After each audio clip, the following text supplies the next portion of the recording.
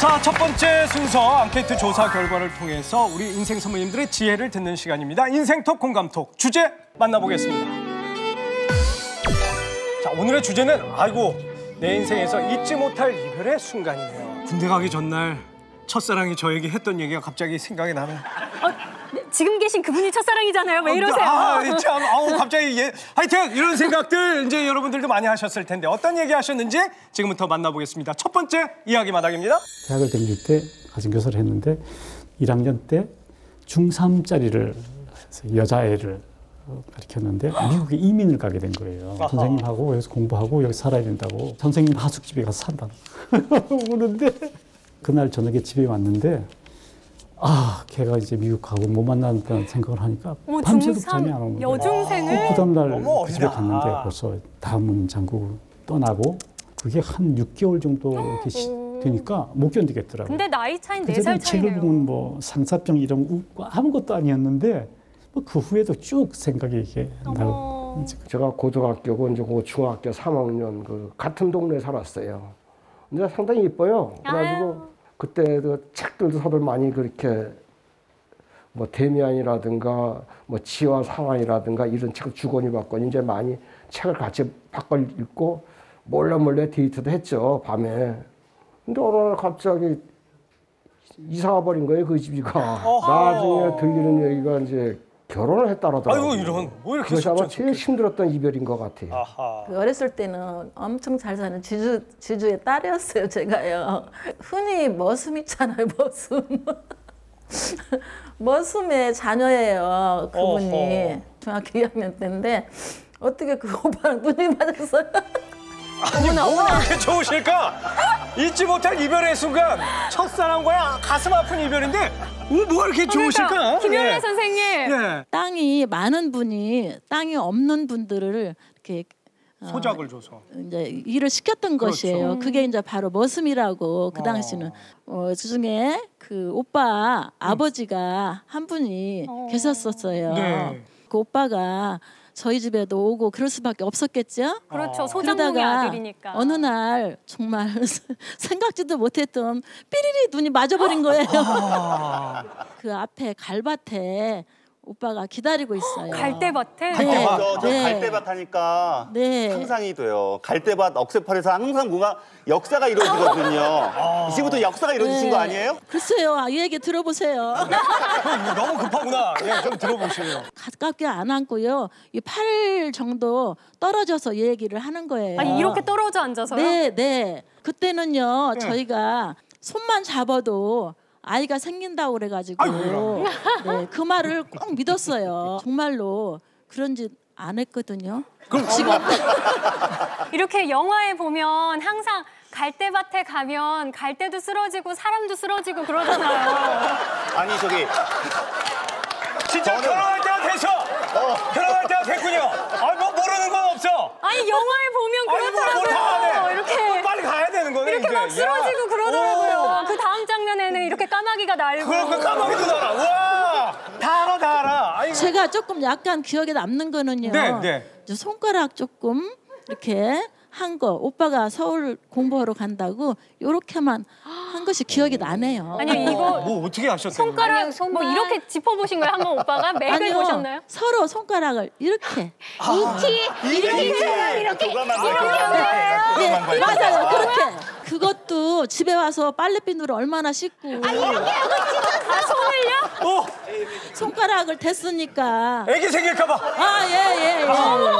잠도 설치고 아침에 또 일찍 일어나서 또 씻고 또 씻었어. 그 오라버니는 그래서 어떻게 만나셨어요? 그러고 나서 오빠는 서울로 공부를 하고 하러 가고 근데 오빠가 가면서 명함 사진만한 사진을 저한테 주고 가셨어요. 사진을 줬어요? 주고 갔어요. 벽지를 그러니까 사진만큼 제가 뜯었어요. 뜯어가지고 넣었다가 보고 싶을 때는 이렇게 꺼내서 보려고 했는데 그것이 푹 하면서 뚜뚜뚜 내려가 버렸어요. 어떡해. 네. 들어갔어. 네, 그러니까 아무리 이렇게 해도 그거 어디 있는지 모르겠는 거예요. 제가 옛날에 비상금 그거 넣어놨다가 떨어져가지고 요거를 올려보려고 아무래도 그냥 안 올라가거든요. 뜯을 수는 없으니까 그냥 말았죠. 어머. 너무 가슴 아프고 정말 좀 힘들었어요. 그랬구나. 네, 네. 그러면 그 뒤로는 영영 못 보신 거예요?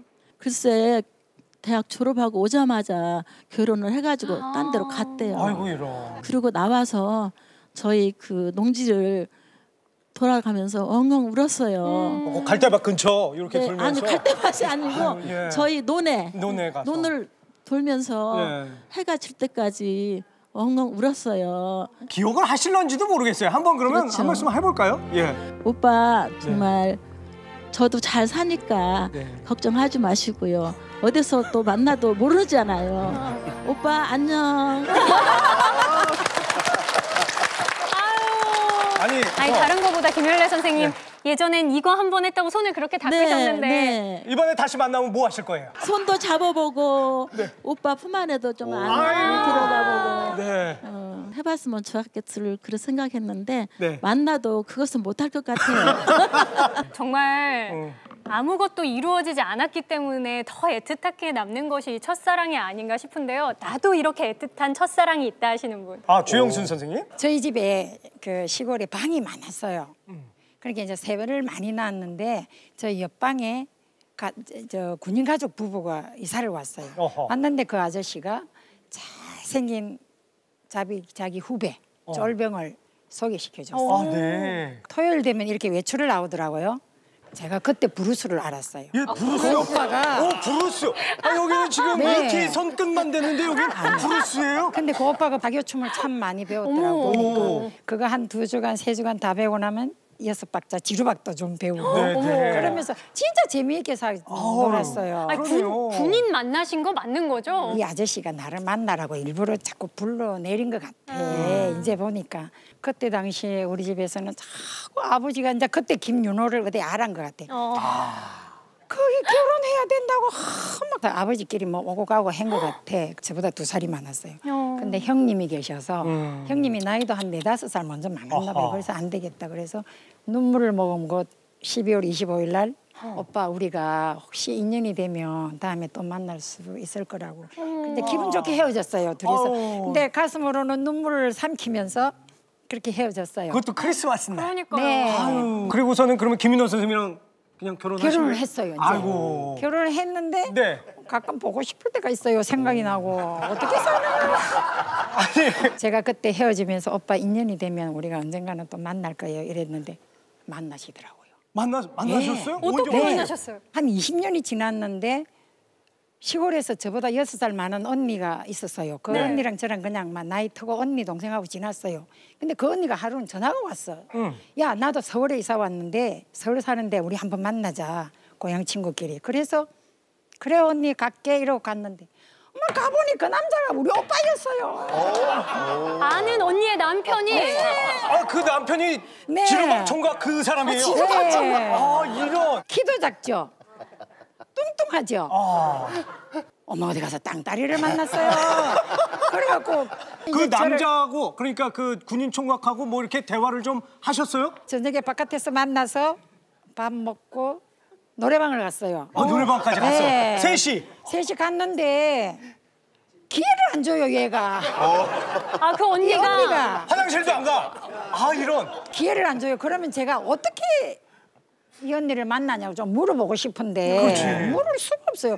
12시가 다 됐는데 이 언니가 야 우리 이야기다 우리 집에 자고 가라 그래. 자고 가라고? 자기 집에 갔어요.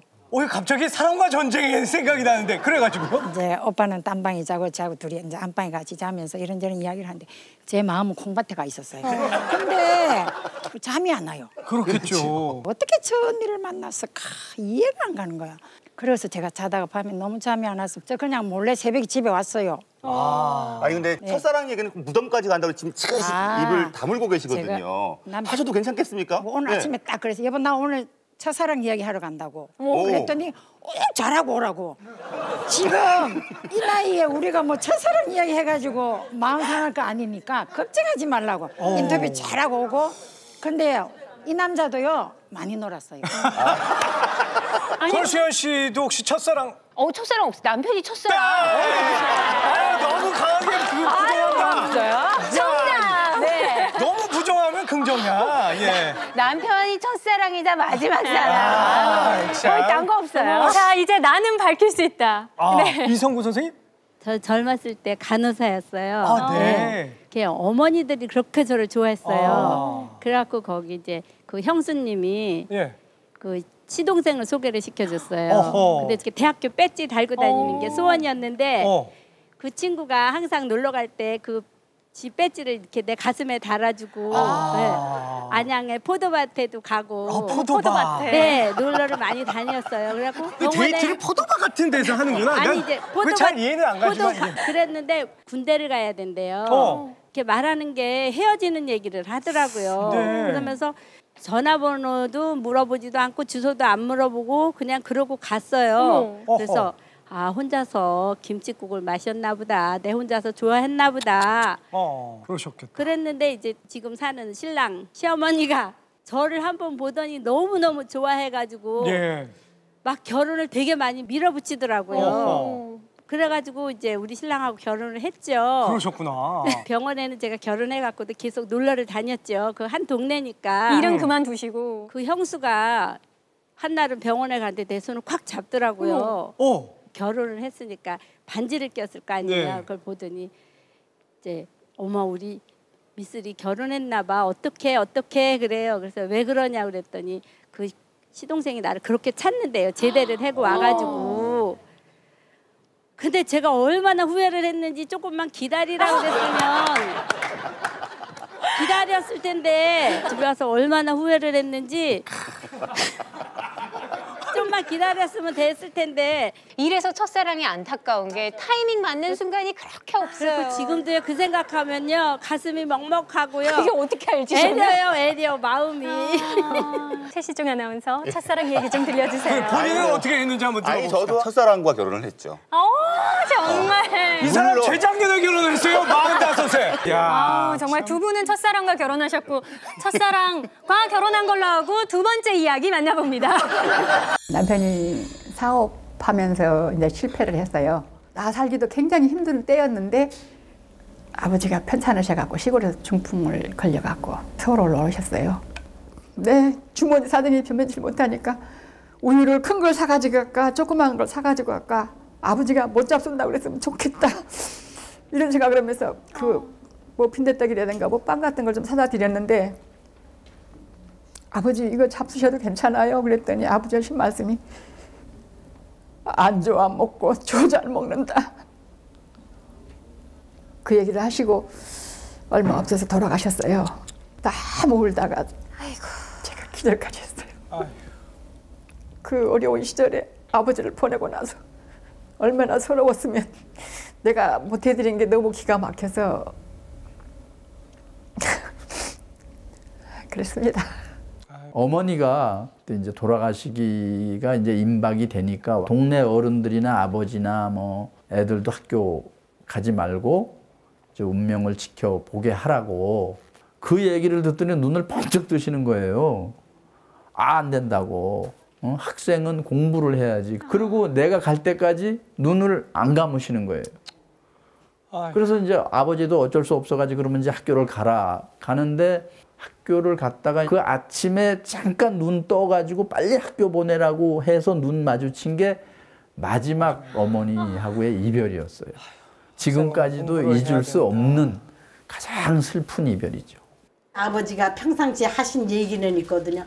나는 죽어서 이렇게 시체를 뉘어놓고 자식들한테 부담을 주는 거 싫다 그러셨지만 모든 사람의 이야기고 그냥 이야기로 흘러가는 거잖아요.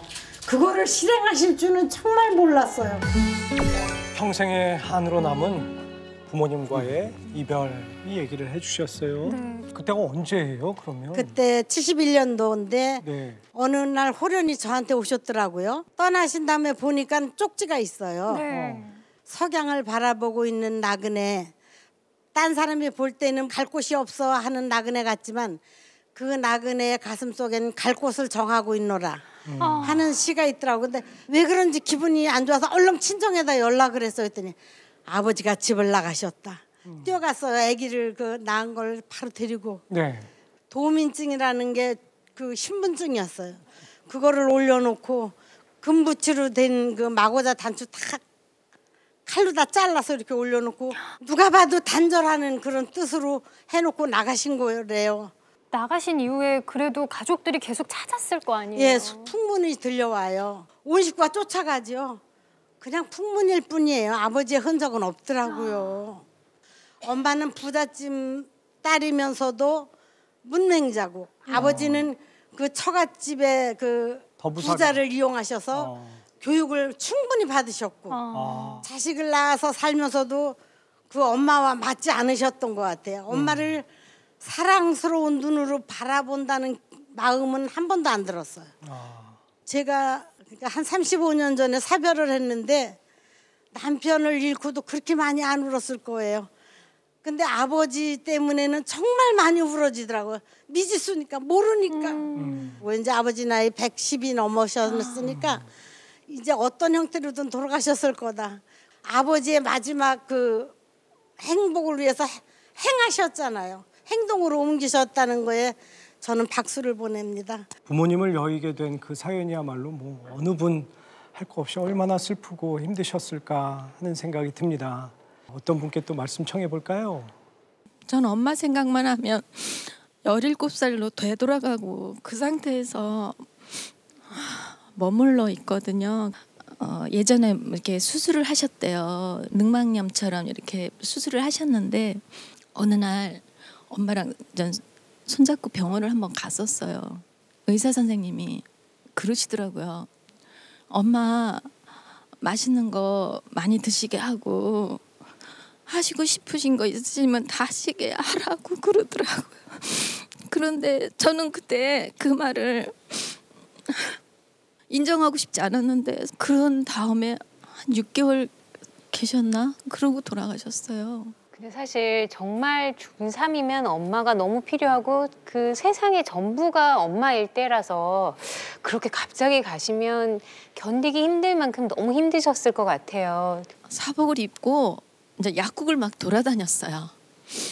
그러니까 순간 생각은 제일 쉽게 죽는 건 이제 수면제를 먹고 죽어야겠다고 생각을 한 거죠. 저 선생님 저 잠이 안 와서 그러니까 수면제 좀 주세요 조금만. 그랬더니 안 주시는 거예요. 그냥 견디래요. 수면제 먹어봐야 잠도 그렇게 타고 잘 오는 거 아니라고 막 저를 그러더라고요. 그래서 이렇게 살아있죠. 엄마한테도 못 가고. 위로와 격려의 박수 부탁드립니다.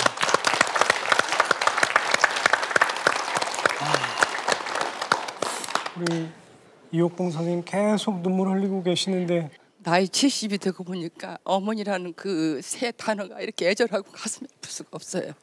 저는 저희 어머님을 요양원에 모시다 드리면 그런 아픔을 겪었거든요. 저희 어머님이 그 당시에 90이셨는데 치매기가 오시면서 이 대소변을 저지를 약간씩 하시니까 며느리가 모시지 않겠다고 나왔어요. 그래서 저희 또 그때 그 상황은 제가 또 모실 수 있는 입장이 못 돼서 남편이 아팠기 때문에 그렇죠.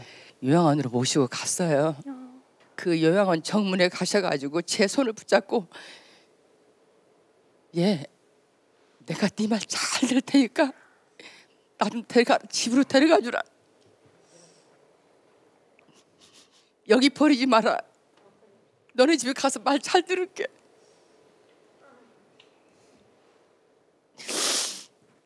그런 어머니를 제가 손 붙잡고 어머니 2개월만 참으세요. 2개월만 계시면 제가 2개월에 모시러 오겠습니다. 제가 밖에서 들은 그 요양원은 노인들이 많기 때문에 재밌고 즐거운 일이 많아서 그쪽에 그 침을 붙이면 견디기 쉽다고 그래서 그 2개월이었거든요. 근데 저희가 어머니 요양원에 계신 거는 제 남동생이 옛날에 회사에 옆에 있기 때문에 거의 매일 들리셨어요. 그리고 저희들은 한 달에 한 번 내지 2번은 꼭 가서 뵀죠. 근데 2개월이 지나도 제가 모셔가지 않으니까 입을 닫으시더라고요. 말씀을.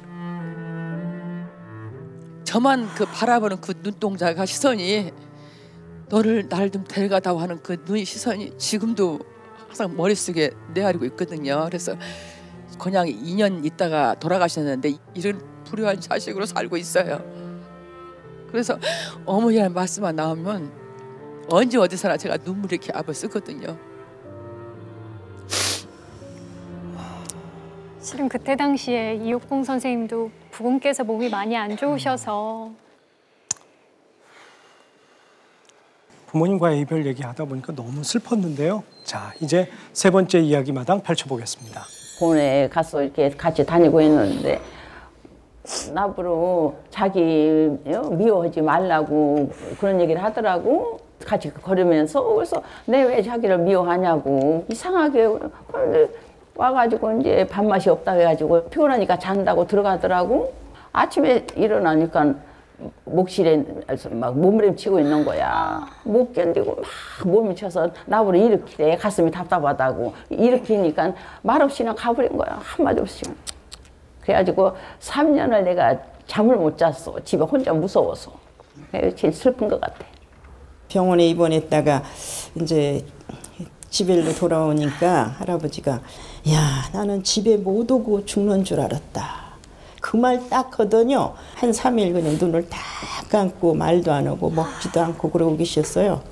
근데 애들이 밤낮일로 지치고 있는데 막내가 이제 출근해야 야 너 출근해야 되겠다 내가 그랬어요. 아무 미동도 없던 사람이 손도 움직이고 딱 눈을 떠보더라고요. 막내 보고 출근하라 하니까 못 볼까봐 아마 그랬나 봐요. 눈을 떠서 이렇게 둘러보더니 그냥 조용히 눈 감고 마셨어요. 애들 아빠하고 절대 이혼만은 안 해주려고 했었는데 제가 같이 10년을 살았거든요. 이제 그 남편 여자하고 제가 10년을 허락해서 그냥 살았었어요. 애들한테 그늘만 대달라고 이혼만은 하지 말아달라고. 아하. 자, 세 번째 이야기는 배우자와의 이별을 말씀해 주셨습니다. 아니, 정은숙 선생님 이야기를 들었지만 믿기지 않는데 저희 남편이 이제 춤바람이 나가지고 내연녀를 알게 됐어요. 그래가지고는 이제 저희 시어머니한테는 이제 그 내연녀가 왔다 갔다 하는 거예요. 애들은 초등학교 다니니까 그래도 내가 정말 이혼은 아니니까 애들이 있기 때문에 내가 저 애들을 내가 책임져야지. 내가 뿌린 씨앗이니까 하고 이제 집에 가가지고 저희 애들 아빠한테 그랬죠. 내가 받아들일 테니까 다니라고 해라. 아이고. 하면 그렇게 얘기를 했죠. 아니 그렇게 생각하신 이유가 뭐예요? 구남매예요. 저 형제가요. 네. 구남매인데 어느 누구가 하나 이혼한 사람이 없어요. 그리고 항상 부모가 그런 얘기를 했어요. 너는 그 시집을 가면 그 집 귀신이 돼야 된다고. 이혼이라는 건 상상을 안 해봤죠. 그래서 이제 이틀에 한 번씩 이제 저희 집에 와요. 그러면은 제가 이제 안방을 비워주고 저는 애들하고 같이 자고 그리고 이혼을 해달라고 다 합의 이혼을 해달라고 하는데 부군께서 이혼을 해달라고 남편이 하셨다고요? 이혼을 해달라고 하더라고요. 알았다고 하는데 그때 정말 제가 하늘이 무너지는 것 같고. 궁금한 게 있는 게요. 아니 왜냐면 전 지금 이 얘기만 들어도 지금 화가 막 이렇게 좀 나거든요. 안 그러세요? 그렇게 참으시면 병 안 나셨어요? 근데 어느 날 하루 아침에 눈이 안 보이는 거예요. 당뇨가 왔었어요. 아이고. 합병증으로 눈으로 온 거예요. 그래가지고는 병원에서 시력이 이렇게 생겼다고 여기서는 도저히 안 되겠다고 하더라고요. 그러면서 빨리 큰 병원으로 가라고 하더라고요. 10번의 수술을 한 거예요. 눈 수술을. 그래가지고는 정말 1m도 안 보였어요. 그래도 제가 지금에 이렇게 볼 수 있다는 게 그래도 내가 나쁘게 살지 않고 그래도 선한 끝은 있다고. 잘 보지는 못하지만 그래도 어렴풋이 이렇게 보입니다. 따님들은 그 엄마의 고통을 다 알고 있을 테니까. 알죠. 애들이 정말 같이 많이 울기도 셋이 맞대고 울기도 울어보고 지금은 너무 애들이 잘하고 엄마가 최고라고 하고 항상 힘을 주고 너무 즐겁게 행복하게 이렇게 살고 있어요. 제 자신의 삶을 저는 생각할 것 같은데 정말 멋진 남자 만나서 뜨거운 사랑 좀 하셨으면 좋겠네요. 그래, 맞아. 앞으로 좋은 일만 2배, 3배로 가득하시길 기원하는 박수 한번 보내주시겠습니까? 아유, 자, 지금 남편 또 아내와의 이별 얘기 듣고 있습니다. 또 어떤 분께 좀 말씀을 들어볼까요?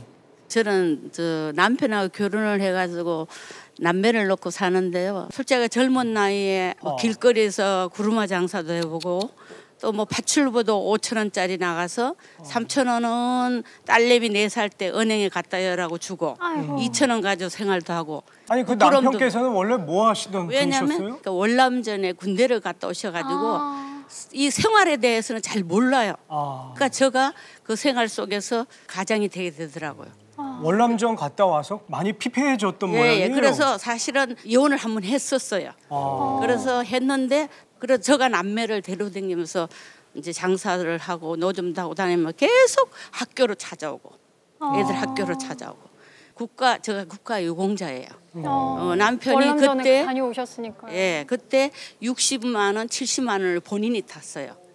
그래서 저는 네 혼자 다 먹고 살아라. 난 안 한다. 아니 그러면 그 돈을 받으신 것도 받아보신 적이 없는 거예요? 예, 저는 받아보죠. 왜냐면 술을 너무 좋아하니까 술 먹고 남을 돈이 없을 거예요. 그래서 나중에 이제 아팠어요. 당뇨나 모든 합병이 오니까 보건병원에 입원을 하게 되는 거예요. 네. 샤워실에 가서 식혀도 주고 너무너무 밉지만은 어쩔 수가 없잖아요. 그래서 뭐라고 또 불만이 있더라고. 그래도 자기는 자기 나름대로.